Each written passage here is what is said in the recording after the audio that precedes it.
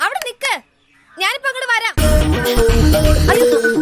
നിക്ക് നിക്ക് ജോസേട്ടാ, നിക്ക്.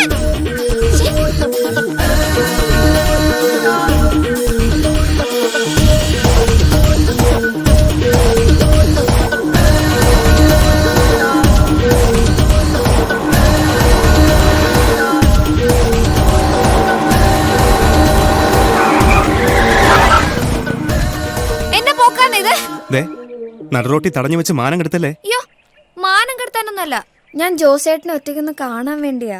ഓ, ചെലവിനുള്ള കാശല്ലേ വേണ്ടത്? കൊണ്ടുപോയി പുഴുങ്ങി തിന്നെ. എനിക്ക് കാശൊന്നും വേണ്ട, അതെല്ലാം ജോസേട്ടന്റെ കയ്യിലിരിക്കട്ടെ.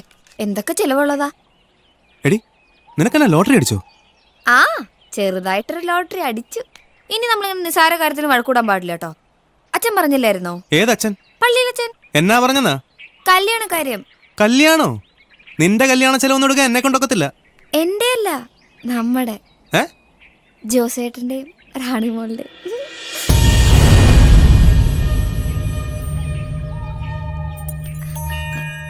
നമ്മുടെ കല്യാണം വാഴക്കോല അച്ഛനും അപ്പച്ചനും കൂടെ പറഞ്ഞുറപ്പിച്ചു. എനിക്ക് മനസ്സിലായി, ജോസേട്ടൻ പറഞ്ഞു വിട്ടതല്ലേ അച്ഛനെ. കള്ള് കുടിയൊക്കെ നിർത്തി നല്ല കുട്ടിയെന്ന് ഞാൻ അറിഞ്ഞു. ഇനി എന്നും അങ്ങനെ ജീവിക്കണം, മനസ്സിലായോ? ഇനി ഇവിടെ കിടന്ന് ചുറ്റി തിരിയണ്ട, വീട്ടിൽ പോക്കോ. ഞാനും പോവാ. പശുവിന് കാടി കൊടുക്കണം.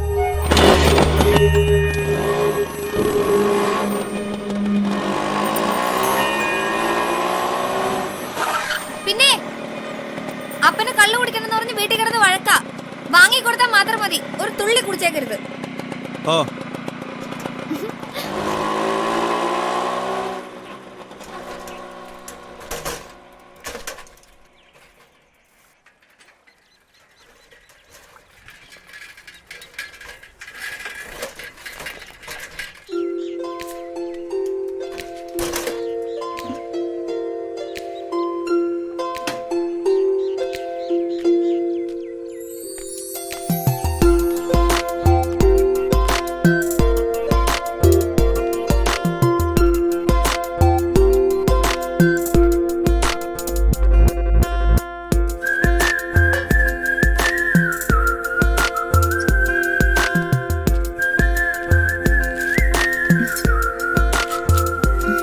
ഇത് കണ്ടോ?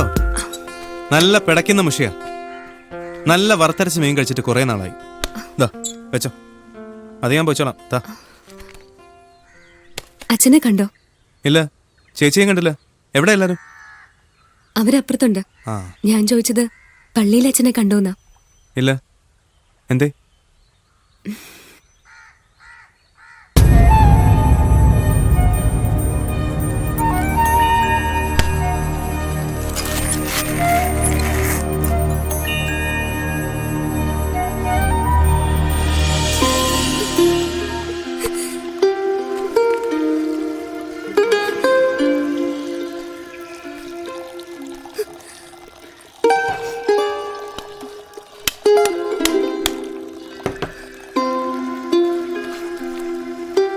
നല്ല മധുരം. ജോസേട്ടനും റാണിയുമായിട്ടുള്ള കല്യാണം ഉറപ്പിച്ചു എന്ന് അച്ഛൻ പറഞ്ഞു.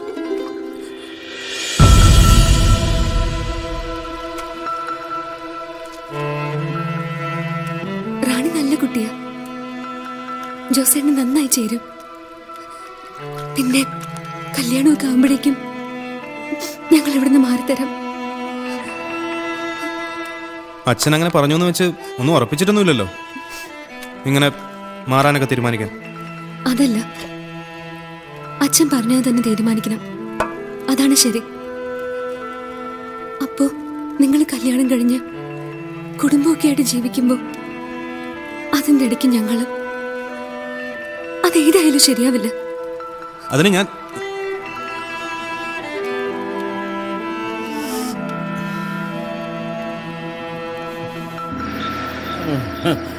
പൊന്നു മോനെ, നിന്റെ വെള്ളത്തിലൊന്നും ഇനി നടക്കത്തില്ല. മതയാനയെ ചൂണ്ടുവിരൽ നിർത്തുന്നവള് അവള്. പിന്നെ ഞാൻ ഒരു കൃമി പോലെ തന്നെ നിന്നെ അവള് തള്ളയ്ക്കും. ജോസേ ഷാപ്പടയ്ക്കാൻ പോവാ. ദേ, എനിക്കിന്ന് കുടിച്ച് ഷാപ്പിൽ കിടക്കണം. അതെന്റെ അഭിമാനത്തിന്റെ പ്രശ്നമാണ്. ഞാൻ കിടന്നിരിക്കും. ദേ ഇവിടെ കിടന്ന് അലമ്പുണ്ടാക്കരുത്. ജോസേ ഈ വേതാളത്തിനെ വിളിച്ചോണ്ട് പോവാൻ നോക്കടോ. ഓ, അങ്ങനെയൊന്നും അങ്ങ് പോകാനൊക്കത്തില്ല. 2 പാഴ്സൽ ഇങ്ങോട്ട് വാ. ചോദിക്കുന്ന എനിക്ക് അറിയാമായിരുന്നു. ദേ എടുത്തു വെച്ചിരിക്കുന്നു. പോയി. എന്റെ പൊന്നു മോളെ, നീ ഭാഗ്യവതിയാടി. പോവാം 2 കാലും ഓടി ഞാൻ എങ്ങനെ പോകും പറ. ഇങ്ങോട്ട് കൊണ്ടുവന്ന പോലെ അങ്ങോട്ട് പോവും. അതൊന്നും പറ്റത്തില്ല. എനിക്ക് കാറ് വേണം, കാറ്. ഒരൊറ്റ കീറിന് തരും. എന്റെ കാശ് കള്ളും കുടിച്ചേച്ച് എന്നോട് മുപ്പിക്കുന്നു. ചക്കാതിനൊന്നും അല്ലല്ലോ, എന്റെ കാലൊടിച്ചിട്ടല്ലയോ. അത് ഞാൻ കുടിക്ക് എന്നെ തീർക്കും.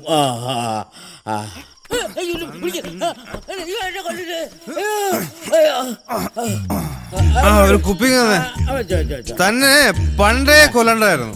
ഇന്നത്തോടെ ഈ ശല്യം ഞാൻ തീർക്കും. പിന്നെ കൊല്ലാൻ ഞാൻ ചത്തിട്ട് വേണ്ടേ? സന്തോഷം. അടങ്ങിയിരുന്നോണം. ഒരു കുതിര വാങ്ങണമെന്ന് ആഗ്രഹം ഉണ്ടായിരുന്നു. പക്ഷെ ഇത് വെച്ച് അഡ്ജസ്റ്റ് ചെയ്യാം. എന്നെ കൊണ്ടൊന്നും പറയല്ലേ.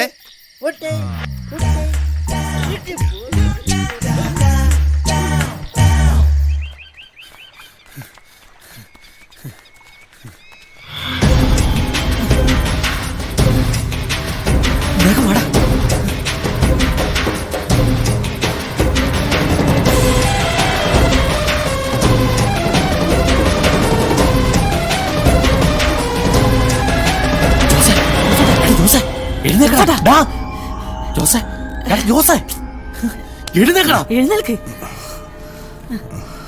എന്നാടാ? എടാ, നമ്മുടെ കുരിയച്ചൻ മരിച്ചു. അവിടെ കനാലി കിടപ്പുണ്ട്. ആരോ കൊന്നതാന്നാ പറയുന്നത്. ഷാപ്പി, നിങ്ങൾ ഒരുമിച്ചല്ലായിരുന്നു?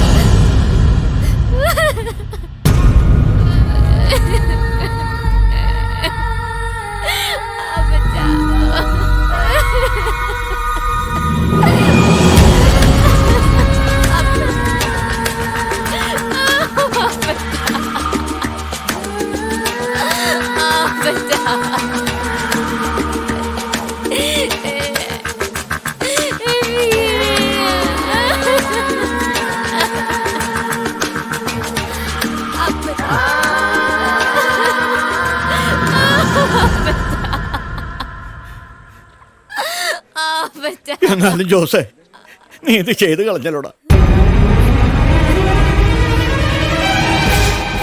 നീ എന്ത് ചെയ്താലും നിന്റെ കൂടെ നിന്നവരാ ഞങ്ങളൊക്കെ. പക്ഷേ ഇത് സഹിക്കില്ല. അച്ഛൻ കേട്ടില്ലേ? ഇപ്പൊ മനസ്സിലായില്ലേ ഇവിടെ സ്വഭാവം? ഇങ്ങനെയാണെങ്കിൽ ഞാൻ ഇയാളെ കൊണ്ടൊരു ജയിലിൽ പോയി കിടക്കും. പിന്നെ നീ എന്നെ ഞാൻ കൊന്നിട്ടില്ല. എനിക്കൊന്നും അറിയില്ല. നീ ഒന്നും പറയണ്ട. കൊല്ലാൻ മാത്രം എന്ത് തെറ്റാണ് ചെയ്തത്?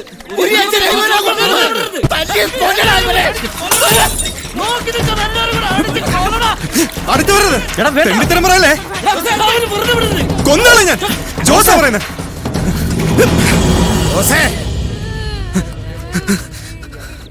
അച്ചോ, ചെലവിന് കൊടുത്ത മടുത്ത് ഇന്നത്തോടെ ഇയാളെ ശല്യം തീർക്കുമെന്ന് പറഞ്ഞാൽ ഇന്നലെ രാത്രി ഷാപ്പിൽ നിന്ന് കുര്യച്ചനെ വിളിച്ചോണ്ട് പോകുന്നത്. പറഞ്ഞ പോലെ ഇവൻ ചെയ്യുമെന്ന് ഞാൻ വിചാരിച്ചില്ല അച്ചോ. ആദ്യം എന്നെ കൊല്ല്, എന്നിട്ട് മതി ഇവരെയൊക്കെ. അച്ഛൻ കൊന്നിട്ടില്ല. ഞാൻ സത്യമായിട്ട് ഞാൻ കൊന്നിട്ടില്ല. ഷാപ്പിൽ നിന്ന് കൊണ്ടുവന്ന ഞാനാ. പക്ഷെ കൊന്നത് ഞാനല്ല. എന്നെ ഒന്ന് വിശ്വസിക്കച്ചോ. ഓരോ പ്രശ്നം കഴിയുമ്പോഴും നന്നാകുമെന്നാണ് ഞാൻ വിചാരിച്ചത്. നന്നാവില്ല. നീ നശിക്കാൻ വേണ്ടി ജനിച്ചവന്. നശിക്കാൻ വേണ്ടി മാത്രം.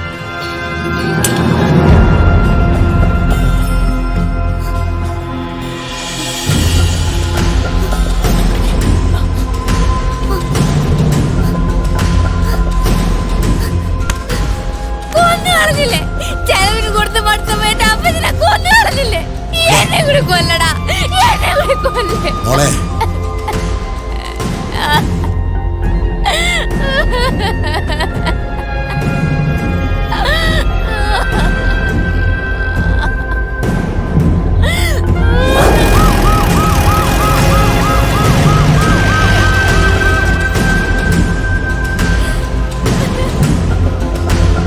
ഈ ആൾക്കാരെയൊക്കെ ഒന്ന് വിട്ടു നിർത്തും.